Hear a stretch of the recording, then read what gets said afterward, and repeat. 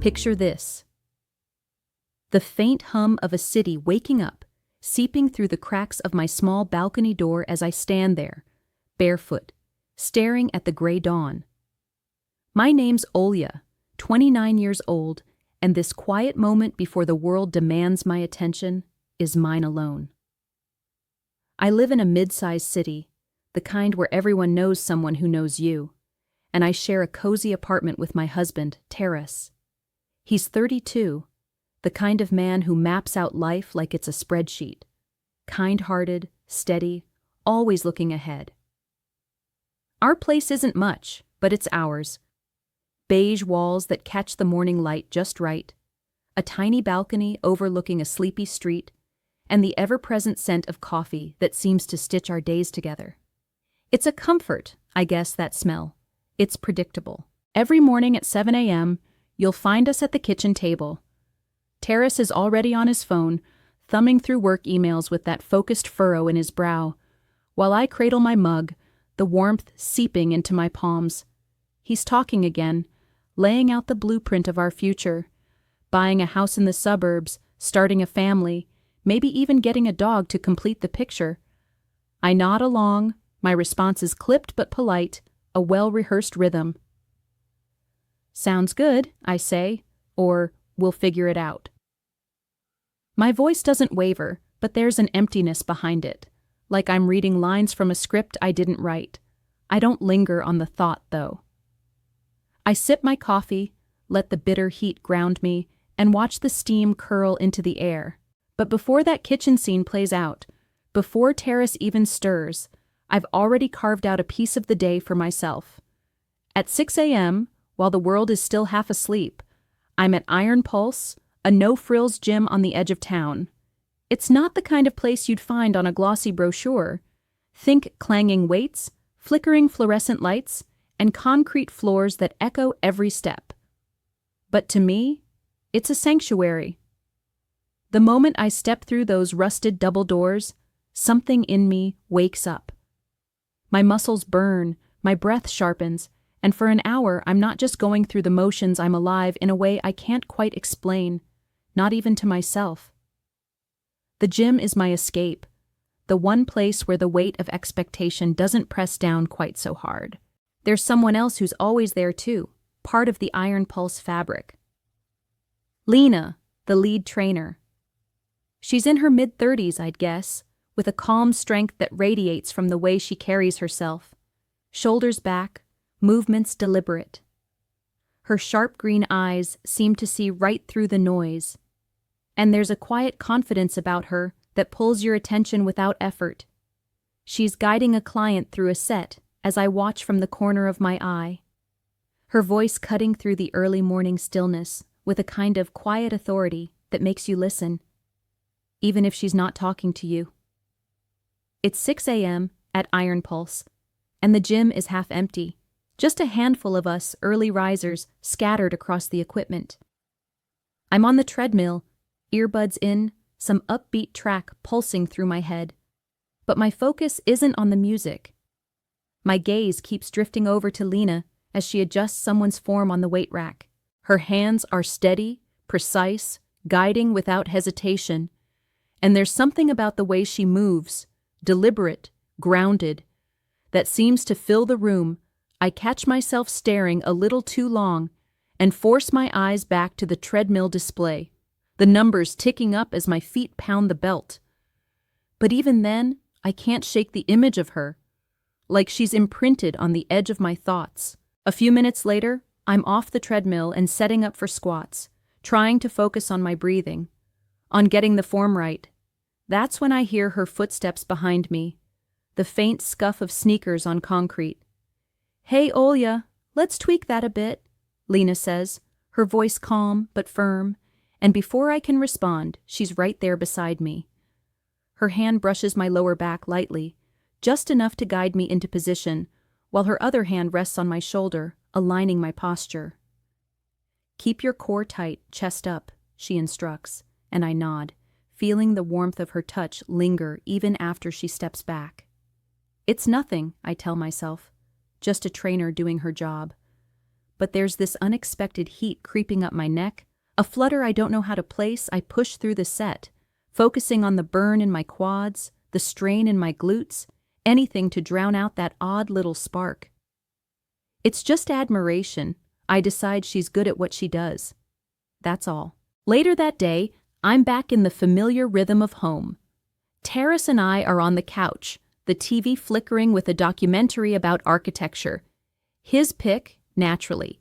He's leaning forward, elbows on his knees, pointing out details about sustainable design and how we could incorporate something similar into a future home. Imagine us with a place like that, Olya, he says, his voice full of that quiet enthusiasm he gets when he's planning. I smile, nod, murmur something agreeable like, yeah, that'd be nice, but my mind isn't there. It's drifting, slipping back to the gym, to the echo of Lena's voice cutting through the morning air with a simple, good job, Olya. I can still hear the way she said it, low and steady, like she meant it. I blink, pull myself back to the present, and take a sip of the lukewarm tea in my hand, hoping Terrace doesn't notice the faraway look in my eyes, but lately it's getting harder to hide. My mornings at Iron Pulse have turned into something I can't control, an obsession that grips me tighter with each passing day. I'm counting down the hours until 6 a.m., lying awake at night, my mind racing with thoughts I can't quiet. Sleep is a stranger now, replaced by this restless energy that keeps me tossing and turning. It's not just about the workout anymore, not just about pushing my body to its limits. It's about her, Lena. I've started noticing every little thing, the way she tucks a strand of dark hair behind her ear when she's explaining a move, the faint scar on her left forearm that catches the light when she lifts a weight, the way her laugh, rare but sharp, cuts through the gym's constant clatter like a blade. These details stick with me, replaying in my head long after I've left the gym, like pieces of a puzzle I'm desperate to solve but terrified to complete. There was this one morning, just a few days ago, that I can't shake. We were paired up for a partner exercise, some brutal core workout that required us to be closer than I was ready for. I was on the mat, holding a plank position, and Lena was right there, guiding me through it. Her hands brushed my waist as she steadied me, her touch firm but gentle, and I felt this jolt, like electricity shooting through every nerve. My breath caught in my throat, and I swear my heart stopped for a split second. I looked up, and her eyes met mine, sharp and intense, holding me in place with a gaze I couldn't escape. She lingered there, her hands on me just a moment longer than necessary, and my stomach flipped so hard I thought I might lose my balance. I pulled away, clumsy and flustered, muttering something about needing water as I stumbled toward the cooler. My face was burning, and I couldn't tell if it was from the workout or something else entirely. I stood there, gripping the plastic cup, trying to steady my breathing, but all I could feel was the ghost of her touch on my skin. That moment broke something open inside me, something I've been trying to ignore for weeks.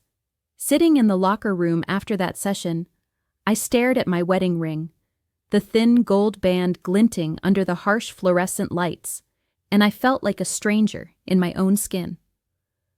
For the first time, I let myself admit it, out loud in my mind. Even if I couldn't say it to anyone else, I'm attracted to Lena. Not just in a passing, curious way, but in a way that's deep and raw and terrifying. I've never felt this before, not like this, and definitely not for a woman. It's like a storm inside me, tearing through everything I thought I knew about myself. There's guilt, heavy and suffocating, because of Terrace, because of the life we've built, the promises I've made. There's confusion too, this gnawing question of who I even am anymore. Am I still the person I thought I was? And then there's this burning curiosity, this pull toward Lena that I can't suppress, no matter how hard I try. I sat there on the cold bench, my gym bag at my feet, feeling like the walls were closing in, like every choice I've ever made was unraveling right in front of me. That night, back at home, the weight of it all followed me. Terrace could tell something was off. We were in the kitchen, washing dishes together, and I was quieter than usual, lost in my own head. He dried his hands on a towel, turned to me with that concerned look he gets, and asked, "You okay, Olya? You seem distracted." I forced a smile, the kind that feels like it's painted on, and told him I was just tired from training. "Long day at the gym," I said, hoping my voice didn't betray me. He nodded, accepting it, but I could see the flicker of doubt in his eyes. Later, lying in bed, I stared at the ceiling while I'm up before the alarm even has a chance to scream at me, the clock barely ticking past 5 a.m. My body's buzzing with this restless energy, like I've been plugged into a socket all night. I slip out of bed, careful not to wake Terrace, his steady breathing a quiet reminder of the life I'm supposed to be living. But right now, that life feels like it's on pause.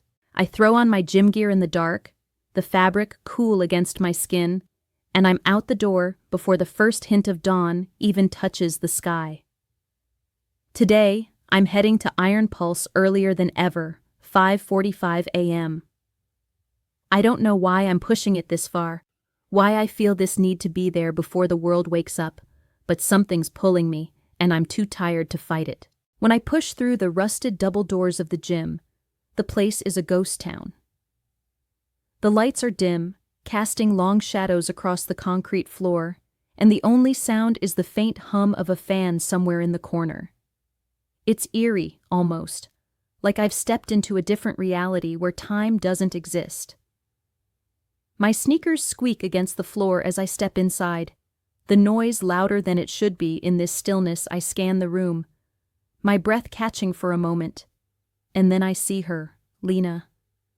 She's over by the weight rack, her back to me, organizing equipment with that same deliberate focus I've come to recognize. Her dark hair is tied back, a few stray strands catching the faint light, and even from here, I can see the strength in her posture. The way her shoulders move with purpose, I hesitate, my grip tightening on the strap of my gym bag. And then I take a step forward. The squeak of my shoes echoes again, and she turns, her green eyes catching mine in an instant. There's a flicker of surprise on her face, but it softens into a small, almost knowing smile. "Olya," she says, her voice low and warm, cutting through the quiet. "You're early." I manage a half smile, shrugging like it's no big deal, but my heart's already hammering against my ribs. "Couldn't sleep," I mumble, dropping my bag by the bench and trying to act casual. We fall into small talk about training, how I've been feeling stronger lately, how she's tweaking the schedule for next week's sessions. But there's this undercurrent, this weight in the air that neither of us acknowledges.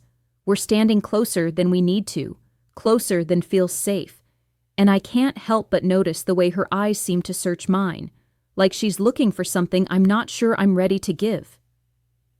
My palms are sweaty, and I grip my water bottle tighter, the plastic crinkling under my fingers. I'm struggling to keep my voice steady, to keep the conversation light. But every word feels like it's teetering on the edge of something bigger, something I can't name yet.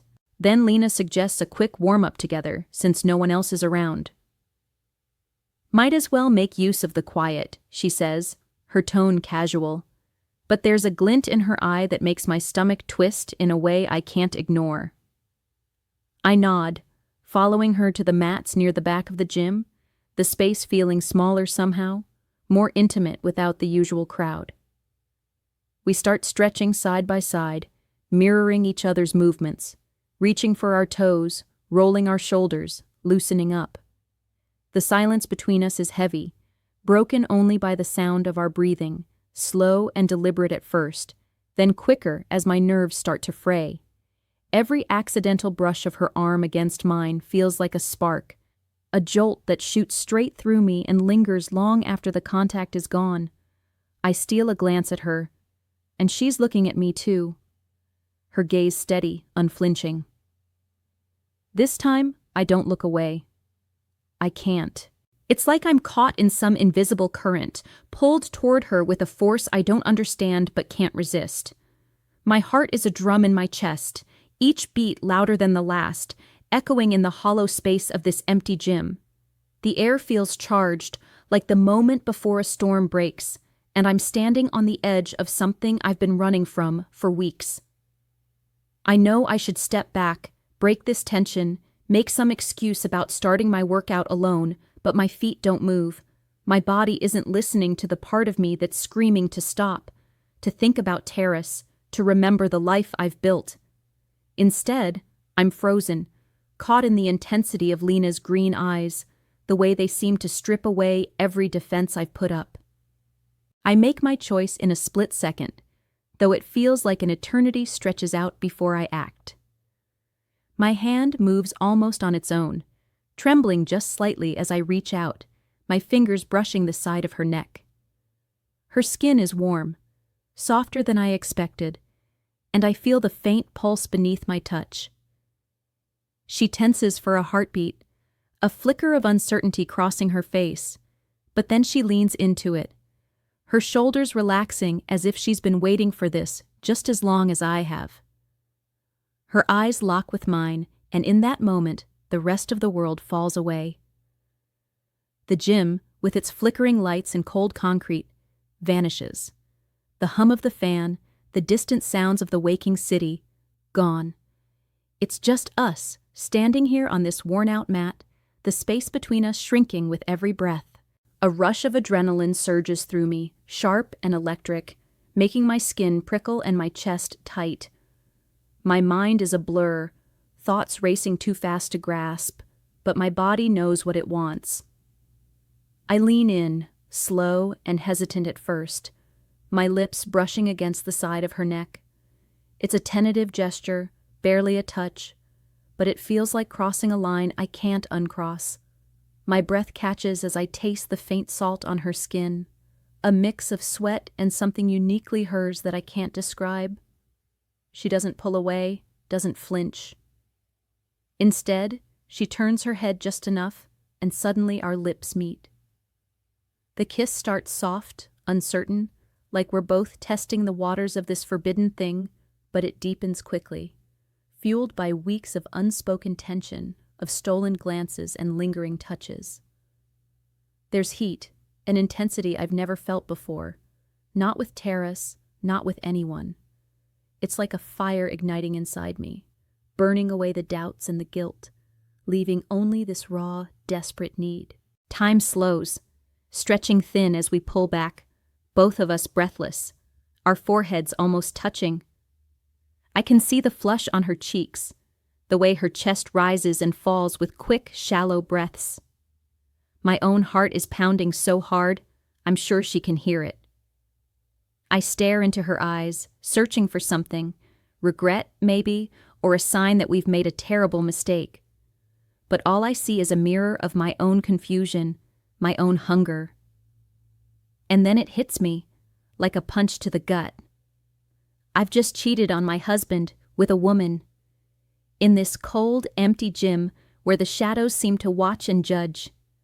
The weight of it crashes over me, heavy and suffocating, dragging me down into a pit of guilt I can't climb out of. But beneath that, there's something else, a strange, almost dizzying sense of liberation. Like I've finally touched something real, something I've been reaching for without even knowing it. I've stepped into a part of myself I didn't know existed. And now there's no going back. We don't say a word. There's nothing to say, not yet. Lena reaches out, her fingers brushing my cheek for just a moment. A silent acknowledgement of what just happened, of the line we've crossed together.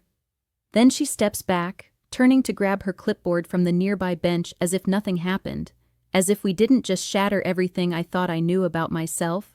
I stand there, rooted to the spot, my mind a chaotic mess of guilt, desire, and a clarity. I'm walking back to the apartment now, the early morning air still clinging to my skin, a faint chill that does nothing to cool the storm raging inside me.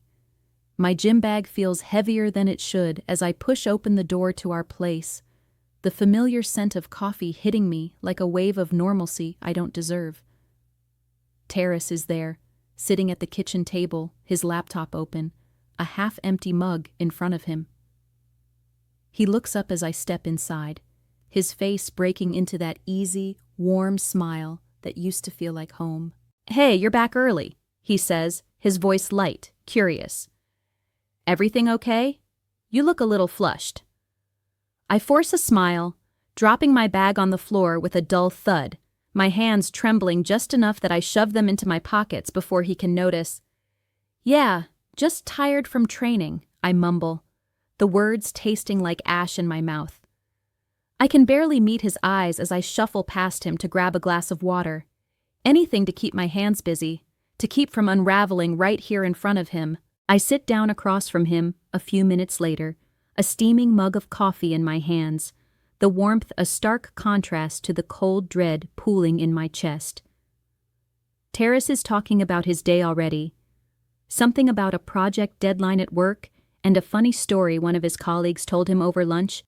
His voice is steady, comforting, the kind of sound that's supposed to anchor me. But I'm not here. Not really. My body's at this table, nodding at the right moments, sipping coffee to hide the way my lips still feel branded by a memory I can't escape. My mind is back at Iron Pulse, trapped in that empty gym, replaying every second of what happened with Lena. The way her breath hitched, the heat of her skin under my fingertips, the way the world seemed to stop just for us.